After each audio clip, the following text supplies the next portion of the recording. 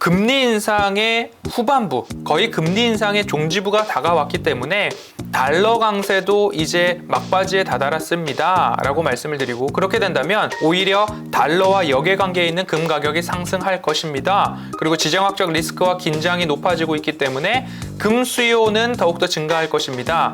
그렇기 때문에 각국 중앙은행에서도 앞으로 23년도 한 해 동안 금 보유량을 늘려갈 것입니다 라는 이야기들이 더욱더 많아지고 있는 찰나에 1월 달에 말씀을 드렸고 적지 않은 수익을 기록을 했고요. 다시금 제가 좋아하는 차트상 저위험 구간이 도달했다면 우리가 관심을 가져볼 수 있는 이 기업. 안녕하십니까. MTNW 야간 특송 시청자 여러분, 허반석입니다. 시장이 오르락 내리락 등락을 거듭하던 시간들이 꽤 있었는데 일시에 장대 음봉이 나오면서 한 차례 조정이 나왔습니다. SBB뱅크, 실리콘밸리뱅크의 주가 하락이 전일 50% 가까이 나왔죠. 그러면서 경기 침체에 대한 부분들, 은행권 불안이 다시 야기가 되고 있는데, 사실 이 소식 같은 경우에는 우리 시간으로 본다면 어제 우리 시장 개장 전에 이미 우리는 그 뉴스를 소식을 들었던 터고, 그리고 나서 미국은 정규 시장에서는 하락을 보였지만 마이크로소프트와 알파벳 같은 경우에 서프라이즈, 심지어 5분기 만에 서프라이즈를 기록했다라는 뉴스까지도 같이 이어지면서 시장에서는 시간 외 거래에 상승을 보여주고 있고, 미 선물 나스닥 지수 같은 경우에는 플러스 1%대 1.2, 1.4, 1.5까지도 상승하는 모습들이 나오면서 우리 시장은 이론적으로는 MSCI 역외 흐름들을 봤을 때는 0.7% 정도 하락이 예상되고 있었지만 우리 시장 플러스 전환하는 모습들도 나오고 있고요. SK 하이닉스의 실적 발표를 저점의 발판을 삼아서 그래서 반등하는 모습들 나오면서 시장이 아래로만 내려가는 뉴스가 많이 나오는 것도 아니고요. 위로 반등할 요소들이 막 또 많이 나오는 건 아닙니다. 그러면 일정상으로 제가 누차 강조를 드렸었죠. 예를 들자면 한미 정상회담 일정을 기준으로 해서 북한의 미사일, 위성 실험이 있을 수도 있습니다. 그리고 라스푸티차, 우크라이나 전선에서의 진흙벌 시즌이 종료됨에 따라서 일각에서는 4월 30일경 대규모 공세가 시작될 수도 있다라는 소식들까지도 이어지면서 지정학적 리스크가 부각되고 있고, 심지어 러시아 대사관에서는 교민들에게 외부 출입 시에 두세 사람이 모여서 다니고 일찍 다니고 만일의 사태에 대비를 했으면 좋겠다라고 하는 공지문이 돌기도 했습니다. 여러 가지로 불안한 요소들이 있는 찰나에 시장은 60일선을 기점으로 아래 꼬리를 달고 반등하려는 노력들이 한 차례 나오고 있습니다. 그렇기 때문에 저는 4월 30일 우크라이나에 대한 이야기도 있고 북한의 미사일 실험에 대한 이야기들도 있고요. 그리고 5월 3일 FOMC 회의도 있습니다. 그럼 결국엔 5월 4일 개장 전 새벽에 우리는 FOMC 결과를 얻게 되죠. 그리고 나면 어떻게 됩니까? 5월 5일 어린이날 연휴로 들어갑니다. 금, 토, 일 연휴까지 있기 때문에 굳이 공격적으로 지금 시장을 대응할 필요는 없어 보입니다 라는 이야기를 주 초부터 공개 방송할 때마다 안내를 드려왔지요. 하지만 시장은 생각보다 한 템포 빠르게, 한 발자국 빠르게, 조정이 나와도 빠르게, 반등이 나와도 빠르게 움직이는 습성이 있습니다. 그렇기 때문에 지금 조정을 맞이한 이 시점에 굳이 매도로 대응한다라는 것은 한 템포 늦은 거죠. 그러면 굳이 지금 시장에서는 매도로 대응하기보다는 조정 시에 매수할 수 있는 종목들, 조정 시에 내가 관심을 가졌던 종목들, 그런 종목들 위주로 차곡차곡 모아가다 보면 제가 말씀드렸던 종목들 바텍이나 아니면 신성 ENG나 야간 특송에서 말씀드렸던 종목들도 저점을 찍고 반등하는 모습들 나오고 있고요. 지난주에는 HK 이노엠 말씀을 드렸고 오늘도 플러스 양봉 그리면서 더 이상 내려갈 것이 없는 종목들 중에서 실적 바닥에서 반등 찍고 올라오는 기대감들, 실적주, 그리고 외국인들의 수급이 이어지는 수급주, 이렇게 참고를 하시면 시장 대응하실 때에 큰 어려움은 없을 것 같습니다. 하지만 고집을 피우는 쪽들이 있죠. 예를 들면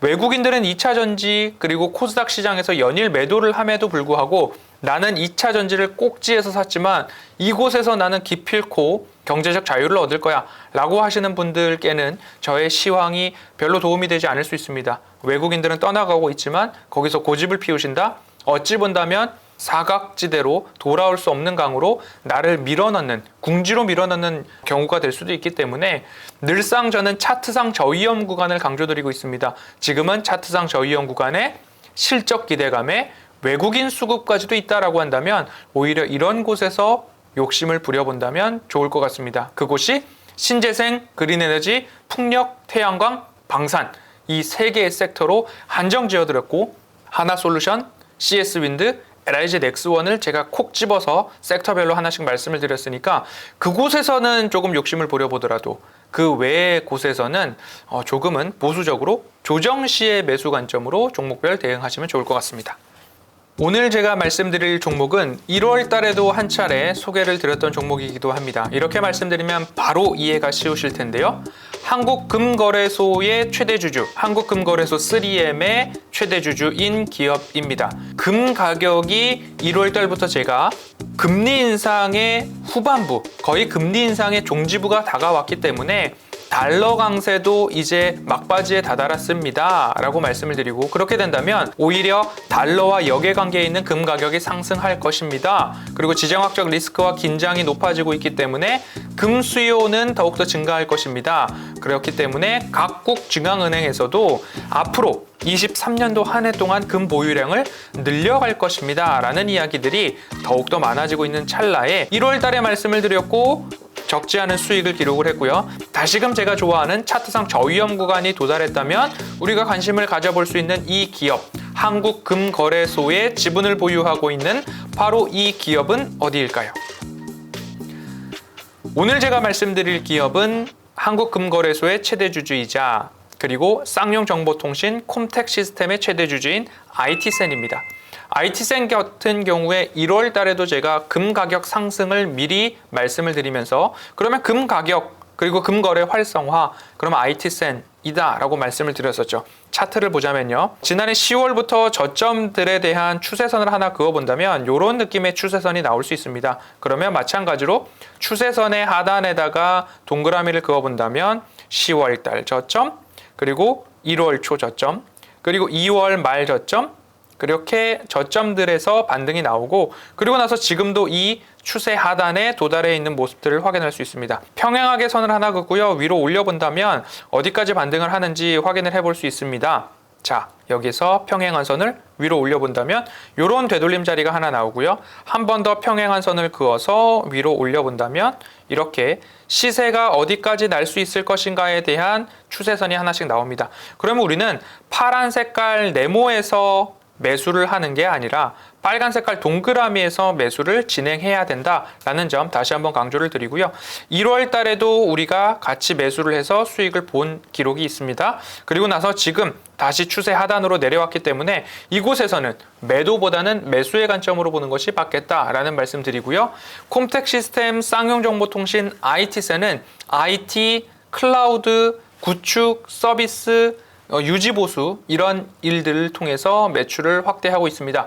우리나라에서도 공공기관, 행정기관에서 클라우드, IT 더욱더 확충한다라는 국책과제들 이루어지고 있으니까요. 이곳에서 계열사 간의 시너지 효과 우리가 기대해 볼 수 있습니다. 그리고 금 가격이 지금이 상단이다. 아직 예단하기 이릅니다. 그렇기 때문에 금 수요가 증가하고 있고 우리나라의 금 거래 규모도 지난해 3분기 3,500억 원 정도 4분기에 4천억 원으로 증가를 했습니다. 1분기 데이터가 발표가 된다면 4천억 원보다 더 반등하지 않았을까? 그렇게 된다면 한국금거래소의 매출액과 영업이익이 증가할 것이고 IT센의 매출액과 영업이익도 더 좋아지지 않을까라는 모습으로 안내를 드릴 수 있겠습니다.